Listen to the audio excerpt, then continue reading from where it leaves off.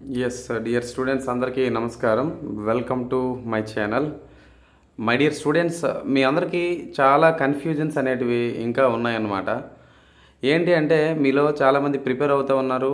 Okay, fine, అంతా కొత్త వాళ్ళు ఉన్నారు, మీలో పాత వాళ్ళు ఉన్నారు.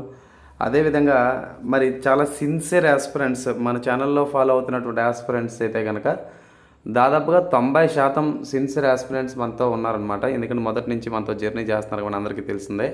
ఫస్ట్ పాయింట్, ఈ వీడియో ఉద్దేశం ఏంటంటే ఈ రైల్వేకి సంబంధించి మీలో చాలా డౌట్స్ అనేవి మీలో నడుస్తూ ఉన్నాయి. అదేవిధంగా ఈ మెటీరియల్స్ విషయంలో కానీ, నోట్స్ విషయంలో కానీ, లేకపోతే మాక్ టెస్ట్ విషయంలో కానీ ఉన్నటువంటి డౌట్స్ని క్లారిఫై చేయడానికి ఈ వీడియోతో మీ ముందుకు రావడం జరిగింది. నేను బోర్డు దగ్గరికి వచ్చి చెప్పడానికి అవకాశం లేదు. సో కాస్త మళ్ళీ వీక్నెస్ ఉండటం వల్ల ఇట్లా చెప్పలేకపోతుంది. సో ఇట్లా చెప్తా, జాగ్రత్త వినేసేయండి అమ్మ. అండ్ అదేవిధంగా చాలామంది ప్లాంట్ కింగ్డమ్ గురించి వీడియో అడుగుతున్నారు, యాప్లో పెట్టలేదని చెప్పేసి. నేనైతే యాప్లో ప్లాంట్ కింగ్డమ్ వీడియో పెడతా, కానీ ప్లాంట్ కింగ్డమ్ వీడియోని టాపిక్ వైజ్ కాకుండా కొన్ని బిట్స్ వైజ్గా తీసుకొద్దాం అనుకుంటాను. ఎందుకంటే 2022 తర్వాత ఈ రైల్వే పరీక్షలు ప్లాంట్ కింగ్డమ్ మీద క్వశ్చన్స్ తగ్గినాయి. పూర్తి స్థాయిలో జువాలజీ పార్ట్ నుంచి ఆడడం వల్ల ఈ ప్లాంట్ కింగ్డమ్ మీద మళ్ళీ మీరు ఫోకస్ చేస్తారు అనే ఒక ఉద్దేశంతో నేను వీడియో పెట్టట్లేదనమాట.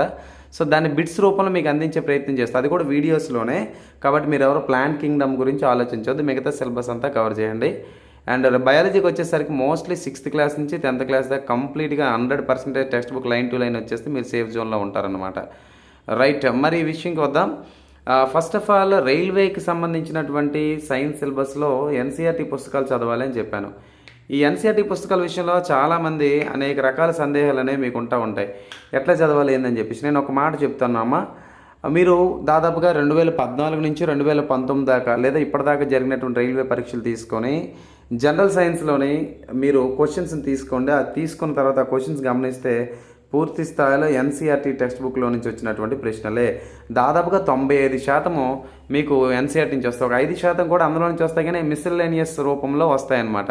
కాబట్టి అంటే ఏంటి, మీకు కొన్ని ఏరియాలు తెలియచ్చు, కొన్ని ఏరియాలు తెలియకపోవచ్చు అనమాట. అండ్ కొన్ని అప్లికేషన్ క్వశ్చన్స్ ఇస్తారు. కాబట్టి ఇంకోటి, మార్కెట్లో దొరికే అన్ని పుస్తకాలని కొని డబ్బులు వేస్ట్ చేసుకోవద్దు, ఫస్ట్ విషయం. రెండోది, మీకు ఒక యూట్యూబ్ ఛానల్ని నమ్మాలి అంటే చాలా కాలం పడుతుంది మీకు. ఎందుకంటే కనుక మార్కెట్లో అనేక రకాల పుస్తకాలు ఉంటాయి. ఏదో మాలాంటి యూట్యూబ్ ఛానల్ చాలా వస్తాయి మీ దగ్గరికి. మీరు చాలా ఛానల్ సబ్స్క్రైబ్ చేసుకుంటారు, చూస్తూ ఉంటారు, ఫాలో అవుతారు. మీరు ఏంటంటే అప్డేట్స్ ఒక ఛానల్లో చూస్తారు, క్లాసెస్ ఒక ఛానల్లో వింటారు, కోర్సెస్ ఇంకో ఛానల్లో కొంటారు, పీడిఎఫ్లు ఇంకో ఛానల్లో కొంటారు.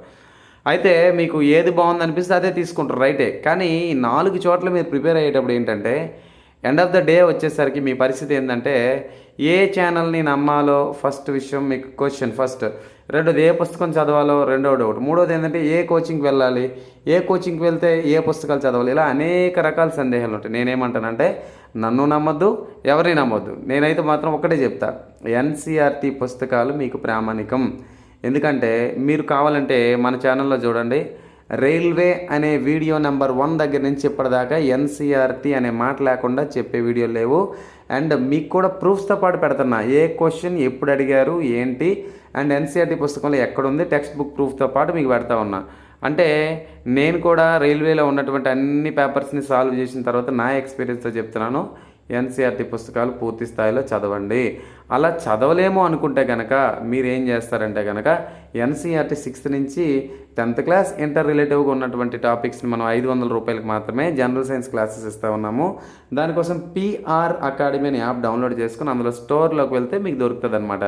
లేదు ఓన్లీ బయాలజీ క్లాసెస్ కావాలంటే 100 రూపీస్తో దీనికి కామెంట్ సెక్షన్లో మీకు లింక్ అనేది ప్రొవైడ్ చేస్తాను. వాటికి సంబంధించి మీరు ఈ క్లాసెస్ చూడొచ్చు, రైట్. అండ్ తర్వాత షార్ట్ నోట్స్ యొక్క ప్రాముఖ్యత ఏంటి, షార్ట్ నోట్స్ అనేది ఎలా రాయాలి. మీకు చాలా సందర్భాల్లో చెప్పి షార్ట్ నోట్స్ అంటే నిజంగానే షార్ట్గానే ఉండాలి. అంటే ఎట్లా సార్ అది అంటే కనుక, మీరు ఒక లెసన్ని పూర్తిగా చదివిన తర్వాత మీరు ఏం చేస్తారంటే ఆ లెసన్లో ఉన్నటువంటి ఇంపార్టెంట్ పాయింట్స్ అన్నింటినీ కూడా ఒక చిన్న నోట్స్ రూపంలో తయారు చేసుకోవాలి. అదేంటి, ఫస్ట్ టైం ఈ లెసన్ చదివేటప్పుడు ఎప్పుడు కూడా షార్ట్ నోట్స్ రాయొద్దు, ఓకేనా. ఒక లెసన్ అంత సిలబస్ అంతా అయిన తర్వాత రెండోసారి మీరు చదివేటప్పుడు మర్చిపోతాము అనుకునే పాయింట్స్ కానీ, లేదా అదే లెసన్ రెండోసారి చదివినప్పుడు ఇది గుర్తుండవు, ఇది ఇంపార్టెంట్ అనిపిస్తుంది ఎందుకు అనిపించే పాయింట్లు మాత్రమే షార్ట్ నోట్స్ రాయాలి. మీకు అనిపిస్తుంది షార్ట్ నోట్స్ అంటే నోట్స్ అంతా దగ్గర రాసుకుని చదువుకుంటే సరిపోదు కదంటే మళ్ళీ మరో టెక్స్ట్ బుక్ మీరు తయారు చేసినట్టు వాళ్ళు అవుతారన్నమాట. కాబట్టి షార్ట్ నోట్స్ అంటే ఏంటంటే లెసన్లో ఉన్నటువంటి ఇంపార్టెంట్ పాయింట్స్ అన్ని తీసుకొని వాటిని నోట్స్ రూపంలో తయారు చేసుకొని ప్రతిరోజు నిద్రపోయే ముందు షార్ట్ నోట్స్ని రివిజన్ చేసి పడుకుంటే, లేదా పొద్దున్న లేవగానే షార్ట్ నోట్స్ రివిజన్ చేసి ఆ రోజు ప్రారంభిస్తే ఖచ్చితంగా మంచి ఫలితాలు అవుతాయి. షార్ట్ నోట్స్ అనేది మరొక బ్రెయిన్ లాంటిది మనకి. ఎందుకు?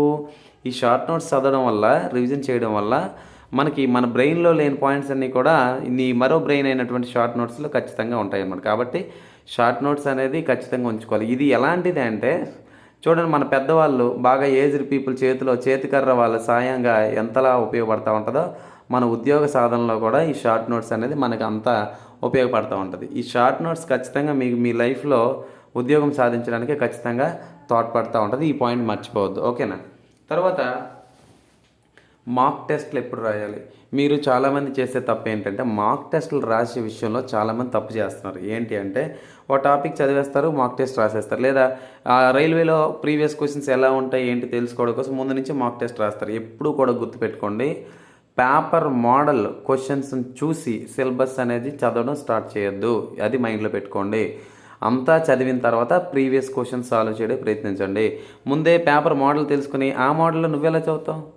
ఆ మోడల్లో క్వశ్చన్ ఫార్మేట్లో అడిగినటువంటి ప్రశ్నలను, రైల్వే ఫార్మేట్లో అడిగిన ప్రశ్నలు బట్టి లెసన్లు ఎలా చదువుతావు? అలా కాదు కదా. లెసన్లు అంతా చదివిన తర్వాత మాక్ టెస్టులు రాయండి. అలా రాయడం వల్ల ఏమవుద్దంటే మీకు తెలియకుండానే మంచి అప్రోచ్ అనేది ఖచ్చితంగా వస్తుంది అనమాట. అండ్ మాక్ టెస్ట్ రాసిన తర్వాత నేను ఒక మాట చెప్తాను, మాక్ టెస్ట్లో చాలామంది చాలా యాప్ల్లో రాస్తారు. ఒకటి గుర్తుపెట్టుకోండి, మాక్ టెస్ట్ అంటే ఏంటి? రైల్వే ప్యాటర్న్లో పెట్టాలి కదా.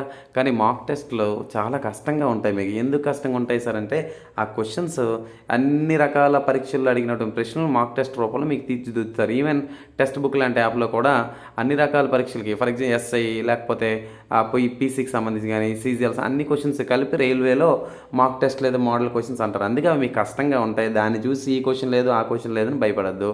మీరు మాక్ టెస్ట్ల కన్నా రైల్వే ప్రీవియస్ పేపర్స్తో బుక్స్ మార్కెట్లో దొరికితే ఆ బుక్స్ని చూసి ఓకేనా క్వశ్చన్ సాల్వ్ చేస్తే కనుక మంచి రిజల్ట్స్ అనేటివి మీకు రావడానికి అవకాశం ఉంటాయి. ఓకేనా? అండ్ తర్వాత ఇంకొక మాట, ఎగ్జామ్ డేట్స్ వస్తే పరిస్థితి ఏంటి? ఎగ్జామ్ డేట్స్ గురించి నేను ఒక విషయం మాట్లాడుతాను వినండమ్మా. ఎగ్జామ్ డేట్స్ అనేటివి నేను మీకు ఎప్పుడో జూలైలో చెప్పాను. ఎగ్జామ్ డేట్స్ ఏవి కూడా అప్పట్లో వచ్చే పరిస్థితి లేదు అని ఆగస్టులో కూడా వీడియో చేశాను. ఎందుకంటే సీజీఎల్, ఎంటీఎస్కి సంబంధించినటువంటి ఎగ్జామ్స్ ఉన్నాయి. అదేవిధంగా ఎగ్జామ్ సెంటర్స్ టెండర్ ఇంకా సెట్ కాలేదు. టెండర్ సెట్ అయినా కానీ రైల్వేకి సంబంధించి క్లియరెన్స్ రావాలంటే ఎంటీఎస్, సీజీఎల్ అయిన తర్వాత డేట్స్ వచ్చే అవకాశం ఉంది. ఒకటి ప్రాక్టికల్గా ఆలోచించండి, ఆర్పిఎఫ్ ఎగ్జామ్ డేట్స్ ఇవ్వలేదమ్మా. ఓకేనా? గ్రేడ్ 1, గ్రేడ్ 3 ఎగ్జామ్స్ అనేటివి అక్టోబర్ టు డిసెంబర్ అని. సో మోస్ట్లీ ఆ టైంలో జరిగే అవకాశాలు కనిపిస్తూ ఉన్నాయి. ఓకేనా? అండ్ గ్రేడ్ 1, గ్రేడ్ 3 తర్వాత ఆర్పిఎఫ్, తర్వాత ఏఎల్పికి సంబంధించిన అప్డేట్స్. ఓకేనా? మరి ప్రజెంట్ ఎన్టీపీసీ అప్లికేషన్ ఫామ్ అవుతుంది. ఇన్ని ఎగ్జామ్స్కి ఒకేసారి డేట్స్ ఇచ్చేసి కండక్ట్ చేసే పరిస్థితి ఉందా అంటే లేదు. ఇంకొకటి, ఫస్ట్ వచ్చినటువంటి నోటిఫికేషన్ ఏదండి? గ్రేడ్ 1, గ్రేడ్ 3 ఈ రెండు ఫస్ట్ క్లియర్ అవ్వాలి. ఈ రెండు క్లియర్ అయిన తర్వాత ఆర్పిఎఫ్ అవ్వాలి. ఆర్పిఎఫ్ తర్వాత ఏఎల్పి అవ్వాలి. ఓకేనా? ఇది ఎన్టీపీసీకి సంబంధించినవి ఇవి నడవాలి. దీని తర్వాత అతిపెద్ద నోటిఫికేషన్ గ్రూప్ డి రావాలి. మరి ఇవన్నీ ఉంటుండగా అన్నీ ఒకేసారి జరుగుతాయా? అన్నీ ఒకేసారి జరిగే పరిస్థితి కూడా లేదు. అంటే ఎగ్జామ్స్ పరిస్థితి మనం చూస్తే నేను ఎప్పుడో చెప్పాను, ఎగ్జామ్స్ అనేవి పూర్తి స్థాయిలో రైల్వేలో వచ్చిన నోటిఫికేషన్ అన్నింటికీ కూడా ఈ ఇయర్ ఎగ్జామ్ జరుగుద్ది అంటే కనుక నమ్మలేము. అయితే ఈ ఇయర్ ఎగ్జామ్ జరగదు కదని చెప్పి ఆ బయాలజీ సింపుల్ యూట్యూబ్ ఛానల్లో చెప్పాడు కాబట్టి ఇప్పుడు మనం చదవవసరం లేదని మాత్రం అనుకోవద్దు. ఈ ప్రిపరేషన్ అనేది ఒక యజ్ఞం. నిరంతరంగా మనం చదువుతూ ఉంటే ఎప్పుడు ఎగ్జామ్ వచ్చినా రెడీగా ఉండేటట్టు ఉండాలి. ఓకేనా? ఎగ్జామ్ డేట్లు ఇవ్వలేదను, లేకపోతే నన్ను ఎవడో తిట్టట్లేదు, ఓకే నాకు ఎవడో ఫోర్స్ చేయట్లేదు, నాకు ఇప్పుడు ఎగ్జామ్ అవసరం లేదు, ఏజ్ చాలా తక్కువ ఉంది, 23, 24 సంవత్సరాలకి ఇప్పుడు ఏం చదువుతామని చెప్పి నువ్వు అనుకుంటావా, అది నీ గోల్డెన్ టైం పోగొట్టుకున్నట్టే. మనిషికి గుర్తుపెట్టుకోండి, నా ఎక్స్పీరియన్స్తో చెప్తున్నా, 25, 26 సంవత్సరాల దాకా నీలో దాన్ని ఏమంటారంటే జ్ఞాపక శక్తి, నీకు ఓపిక, అదేవిధంగా మానసిక బలం, అదేవిధంగా మనోధైర్యం, అదేవిధంగా సెల్ఫ్ కాన్ఫిడెన్స్, ఆత్మస్థైర్యం అన్నీ నీలో ఉంటాయి. వన్స్ 25, 26 దాటిపోయిన తర్వాత నీకు తెలియకుండా నీలో శక్తి తగ్గిపోద్ది, ఇంట్రెస్ట్ తగ్గిపోద్ది, మతిమరుపు వస్తుంటుంది. అన్నిటికన్నా ఇంపార్టెంట్ నీ కుటుంబంలో బాధ్యతలు వచ్చేస్తాయి. మీలో ఎంతమంది 25 సంవత్సరాలు దాటి ఉన్నారో నా కామెంట్ బాక్స్లో కామెంట్ పెట్టండి. అంటే నేను తప్పుగా అనుకోవట్లేదు, అంటే ఎంతమంది ఉన్నారో తెలుసుకోవాలి కదా.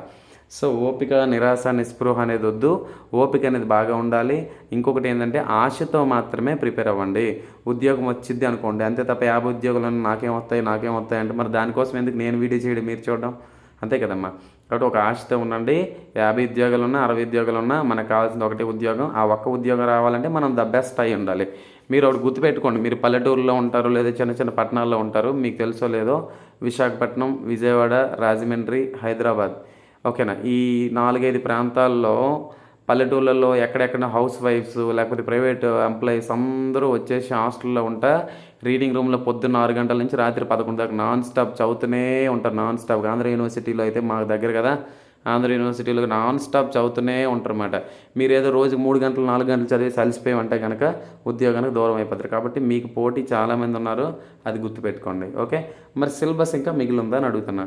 సో కొత్త ఆస్పిరెంట్స్కి అయితే సిలబస్ చాలా మిగిలి ఉంటుంది. పాత వాళ్ళు అయితే రివిజన్ అయిపోద్ది కాబట్టి భయం లేదు. కొత్త వాళ్ళకి సిలబస్ మిగిలి ఉంటే దయచేసి ఎగ్జామ్ డేట్స్ వచ్చేలోపు పూర్తి చేసేసండి. ఎగ్జామ్ డేట్స్ వచ్చిన తర్వాత అది దగ్గరగా రావచ్చు లేదా దూరంగా రావచ్చు. దూరంగా వస్తే ఓకే లక్, కానీ దగ్గరకు వచ్చేస్తే కనుక మీకు ఈ నోటిఫికేషన్ విడిచిపెట్టుకోవాల్సిన పరిస్థితి వచ్చేస్తుంది. మీకు అప్పుడు ఏమనిపిస్తుంది, ఎగ్జామ్ డేట్స్ దగ్గరికి వస్తే సిలబస్ అవ్వాలి, జస్ట్ అటెంప్ట్ ఇచ్చి వదిలేద్దాం. నాన్న ఒక మాట చెప్తా, ఈ రోజుల్లో అటెంప్ట్ ఇచ్చి వదిలేద్దాం అని మైండ్లోకి ఎప్పుడైతే వచ్చిందో సక్సెస్ అనేది లేట్ అయిపోద్ది. అటెంప్ట్ ఇచ్చి విడిచిపెట్టడం కాదు, గట్టిగా అటెంప్ట్ ఇచ్చి విడిచిపెట్టు, అర్థమైందమ్మా. సో సిలబస్ మిగిలి ఉంటే కనుక కంప్లీట్ చేసేసుకోండి. కొత్తవారు మరి ప్రిపరేషన్ కొత్తవారు ఎవరైతే ఉంటారో కొత్త వారికి మాత్రం ఒక మాట చెప్తున్నానమ్మా, డెడికేటెడ్గా చదవాలి. ఏదో ఫస్ట్ టైం కదా నోటిఫికేషన్ వచ్చేసింది, ఇప్పుడే వచ్చింది నోటిఫికేషన్కి చాలా నోటిఫికేషన్ వస్తాయని మాత్రం ఆశలు పెట్టుకోవద్దు.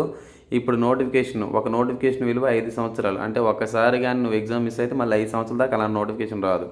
అర్థమైంది. కొత్త వాళ్ళు అయితే చాలా డెడికేటెడ్గా చదవాలి. కనీసం రోజులో 10 గంటల సేపు చదవండి. పార్ట్ టైం జాబ్ చేసేటోళ్ళు అయితే కనుక కనీసం 5 గంటలు, నైట్ నిద్రపోయే ముందు 3 గంటలు, పొద్దున్న లేవగానే 2 గంటలు చదివితే కనుక సక్సెస్ అవుతారు. కొత్తవారు మాత్రం ఏదో అందరిలాగా సాదాసీదాగా తీసుకోవద్దు. పాత వాళ్ళకి తెలుసు ఈ రైల్వే అనే కాదు, ఏ జాబ్ కొట్టాలన్నా ఎంత డెడికేషన్ ఉండాలని కొత్త వాళ్ళకి తెలుసు, పాత వాళ్ళకి తెలుసు. కొత్త వాళ్ళు అయితే కనుక ఈజీగా తీసుకోవద్దు. ఈజీగా తీసుకునే జాబ్స్ అయితే కనుక రైల్వే కాదు. రైల్వే అనేది చాలామందికి డ్రీమ్ జాబు. రెండోది, రైల్వేలో ఉద్యోగం సాధించాలంటే it is not an easy thing. ఓకేనా, 2002, 2003లో జాబులు కొట్టడం వేరు, 2024లో జాబ్ కొట్టవు. 2024లో నువ్వు రైల్వే జాబ్ కొట్టావంటే సివిల్స్ కొట్టే అంత. ఎందుకంటే సివిల్స్ కూడా ఇండియా లెవెల్, రైల్వే కూడా ఇండియా లెవెలే. ఓకేనా, సో గుర్తుపెట్టుకున్నానా, 2019లో 1,25,00,000 మంది రాశారు రైల్వే గ్రూప్ డి ఎగ్జామ్. అంటే ఎంతమంది నిరుద్యోగులు ఉన్నారు, ఎంతమందికి ఉద్యోగం కావాలనుకుంటున్నారు చూసుకోండి. అర్థమైందా. కాబట్టి కొత్త వాళ్ళు మాత్రం నెగ్లెక్ట్ చేయొద్దు. మరి 2024లో ఎగ్జామ్స్ అవుతాయా? 2024లో ఎగ్జామ్స్ అయ్యే పరిస్థితి అంటే కొన్ని ఎగ్జామ్స్ జరగవచ్చు, కానీ అన్ని ఎగ్జామ్స్ జరగడానికి అవకాశం లేదు. ఆ కొన్నింటిలో గ్రేడ్ 1, గ్రేడ్ 3 ఉంటుందేమో అన్న ఒపీనియన్. మోస్ట్లీ ఎన్టీపీసీఏ జరగడానికి అవకాశం కనబడతా ఉంది. అంటే ఈ జనవరి లోపల. సో ఏదైనా కానీ ఎగ్జామ్ డేట్స్ గురించి మీరు మర్చిపోకండి. అంటే డేట్స్ ఎప్పుడు వస్తాయి ఏంటనే విషయం పక్కన పెట్టేసండి, హార్డ్ వర్క్ చేసుకుని వెళ్ళండి. అండ్ పుస్తకాల విషయంలో కన్ఫ్యూజన్ వద్దమ్మా. చాలామంది చెప్తారు చూడండి, హిస్టరీ పుస్తకానికి ఏదో బ్రాండెడ్ పుస్తకం 600-700 పేజీల పుస్తకాలు కొని దయచేసి మీ అమూల్యమైనటువంటి సమయాన్ని కోల్పోవద్దు.